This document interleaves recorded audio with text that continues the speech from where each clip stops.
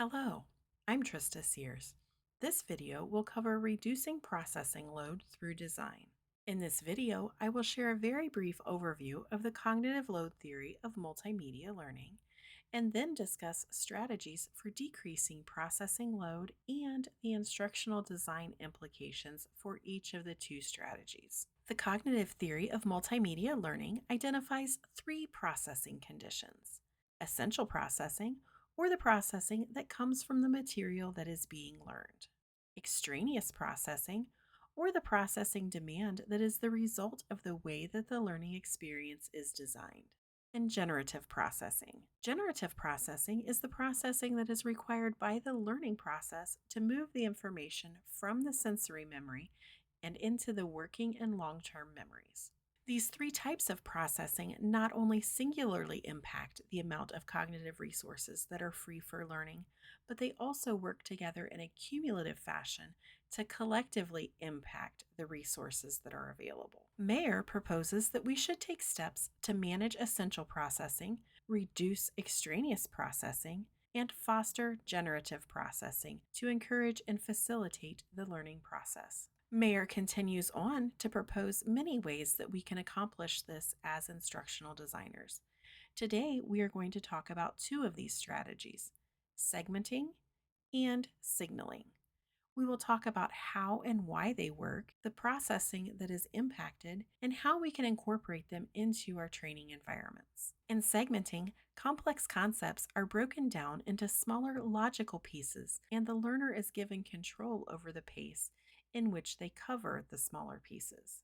Segmenting manages essential processing by allowing the learner to process the material in bite-sized chunks at their own pace before moving on. The learner's control over the pace of the instruction is key, allowing the learner to move on when they are ready. As instructional designers, we may have a goal of our learners understanding a complex concept. If we are using segmenting, we start the learner with concept 1, and then when they are finished, they can advance to concept 2 through clicking a target. Maybe it's an arrow or a next button. Then once they are done with 2, they can move on to concepts 3 and 4 until they have learned all of the many concepts associated with the complex concept.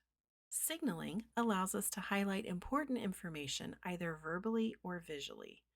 Verbal signaling uses our voices to call attention to important information. Visual signaling uses on-screen callouts to signal what is important. Signaling reduces extraneous processing because it helps learners know where to focus their attention.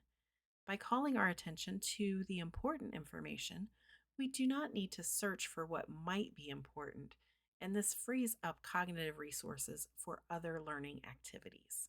Signaling can be incorporated into online learning environments by changing tone when speaking or by using callouts.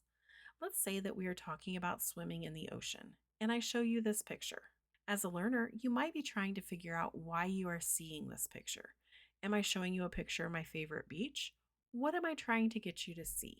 If I incorporate verbal and visual signaling, you know exactly what I want you to focus on. So, I show you this picture, and then I say, when swimming in the ocean, you want to be on the lookout for rip currents. The changing of my tone is the verbal signal, and the red arrows are visual signals. According to Mayer, techniques for managing essential, reducing extraneous, and fostering generative processing are met with limitations or boundary conditions. Through his studies, Mayer found that sometimes these strategies have the opposite effect and increase processing in the learning environment.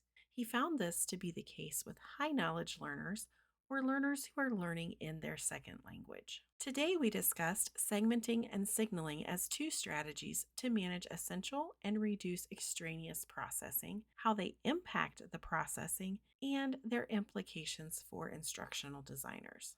If you would like to explore any of these topics further, I would encourage you to look at some of the references that I used in creating this video. Thank you for watching.